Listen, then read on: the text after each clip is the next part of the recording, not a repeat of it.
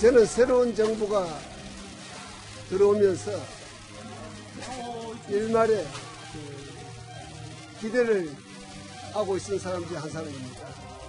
그러나 지나간 6개월 적폐청산이라는 명목으로 보면서 이것이 과연 개혁이냐, 감정풀이냐, 정책 보복이냐.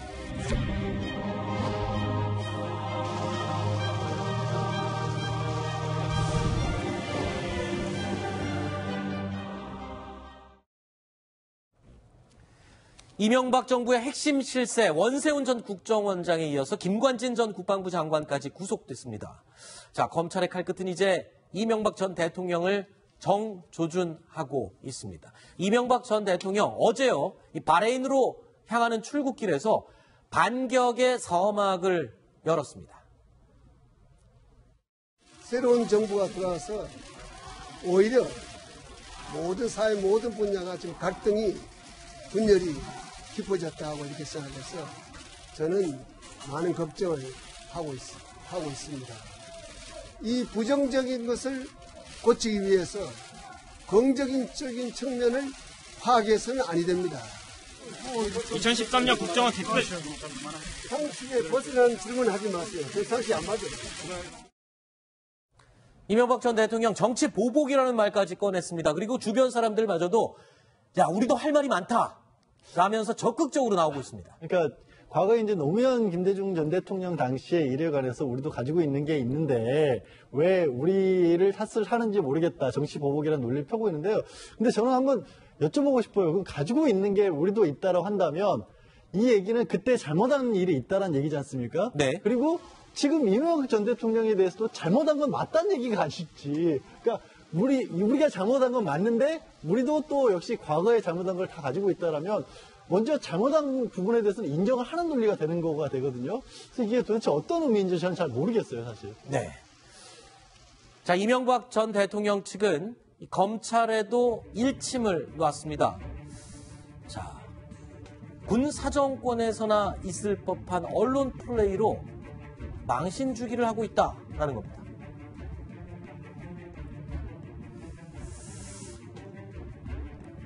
자, 내용을 한번 볼까요? 2009년 당시에요. 문재인 전 비서실장도 이렇게 얘기했습니다. 노무현 전 대통령 망신 주기 위한 목적으로 흘렸다면 나쁜 검찰이다. 이렇게 얘기를 했습니다. 자, 지금 모든 시계를 그때 당시로 한번 돌려보겠습니다. 그러니까 노무현 대통령 측과 관계가 나쁘지 않았다. 이명박 정부 초기까지만 해도요. 그랬었죠. 그런데 그 점을 지금 이야기하면서 나한테는 너무 심한 거 아니냐. 억울함을 지금 드러내는 것 같습니다. 그러니까 초기에 이명박 정부가 들어서서 노무현 정부와 사이가 나쁘지 않았다는 것은 그때 소위 말해서 그 봉화대군과 영일대군의 그 한라인설이 있었어요. 네. 봉화대군이라는 것은 그 노건평 씨를 이야기하죠. 그러면 영일대군은 이상덕 전 의원을 이야기합니다. 그러니까 양쪽에서 그 정권을 인수인계하는 과정에서 이 노무현 대통령 쪽에서는 그 이명박 전 대통령의 BBK 사건에 그 검찰 수사를 중립적으로 한다.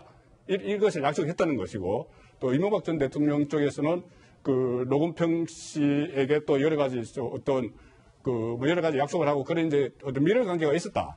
그런 이야기였죠. 네. 그런 이야기였었는데 결국은 그것이 강우병 촛불 시위가 발생을 하면서 그때 그 주도를 한 쪽이 그 노사모다. 이런 것이 검찰 안에서도 이야기가 있었고 청와대 안에서도 이야기가 있고 나서 그다음부터는 그 박연차 게이트. 네. 박연차 게이트로 수사가 옮겨지면서 결국은 양쪽에 노무현 정부와 이명박 정부가 완전히 등을 갈라섰고 네. 그 결과 노무현 전 대통령이 스스로 목숨을 끊는 네. 그런 사건이 일어났고 그것이 지금 다시 이 어떤 정치적인 보복을 하는 것이다. 네. 이런 논란이 다시 제기가 되고 있는 것이죠. 네. 본인의 상황과 당시에 노무현 전 대통령과의 상황을 대입시켜서 비교해서 얘기를 한 건데 어떻게 보셨습니까?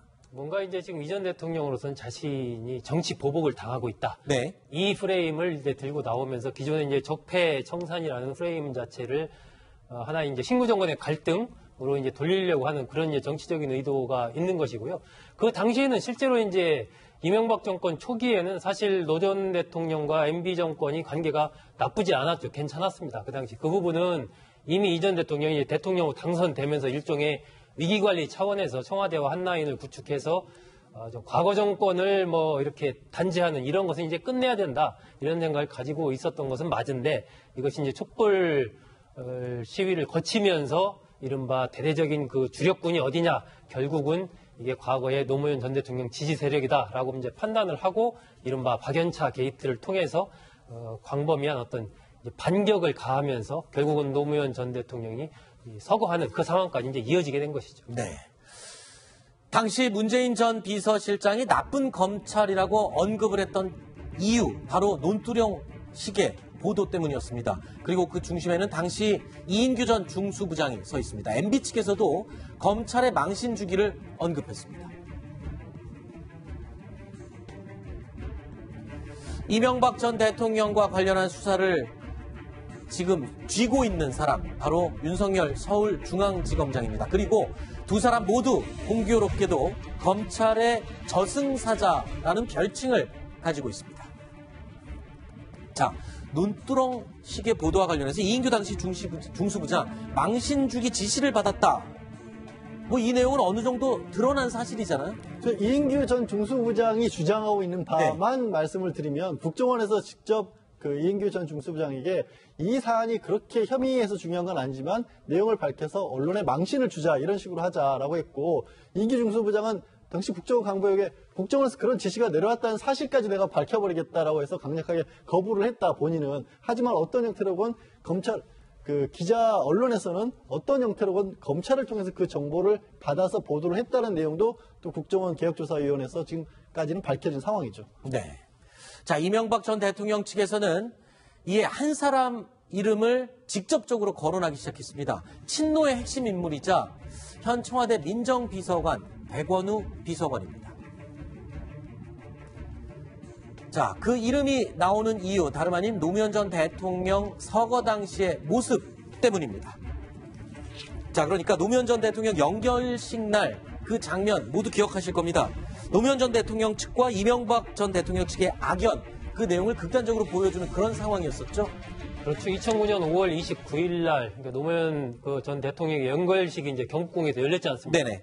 그때 이제 이명박 대통령이 분향을 하러 이제 왔는데 분향을 하러 나가고 있을 때 이제 백원우 의원, 당시 의원이었죠. 백원우 의원이 여기를 어디서 분향을 하느냐라고 네. 이제 크게 이제 소리를 치는 그런 사건이 있었습니다. 그래서 강제로 끌려 나갔었죠. 경호원들이 막 이렇게 막 갑자기 급하게 이제 끌고 나가는 그런 일이 있었기 때문에 아마 그런 전례를 들어서 지금 현재 이제 백원우 전 의원이 민정비서관 아니겠습니까? 결국 이제 검찰의 수사와 일정한 관련이 있다라고 볼 수 있으니까 과거에 그런 악연을 통해서 백 비서관이 사실상 마크에서 지금 검찰을 그렇게 강하게 이명박 전 대통령에 대한 수사를 지휘하고 있는 것 아니냐? 뭐 이렇게 이제 이명박 전 대통령 측에서는 의심을 하고 그렇게 또 정치적인 주장을 지금 펼치고 있는 것이죠. 네. 그런 구원도 있는 것이고 이렇게 이명박 전 대통령 쪽에서 백원우 민정비서관이 지휘하는 거 아니냐 이렇게 보는 것은 네. 백원우 민정비서관은 재선 국회의원 출신입니다. 그렇죠. 재선 국회의원 출신인데 수석도 아니고 네. 민정비서관을 맡았어요. 네. 그 민정수석은 조국 수석이죠. 네. 그리고 민정비서관은 과거에 노무현 정부 시절에 이호철 씨가 또 맡기도 했지만은 네. 가급적 검찰 출신을 맡았습니다. 네. 우병우 수석도 민정비서관을 거쳐서 민정수석을 했죠.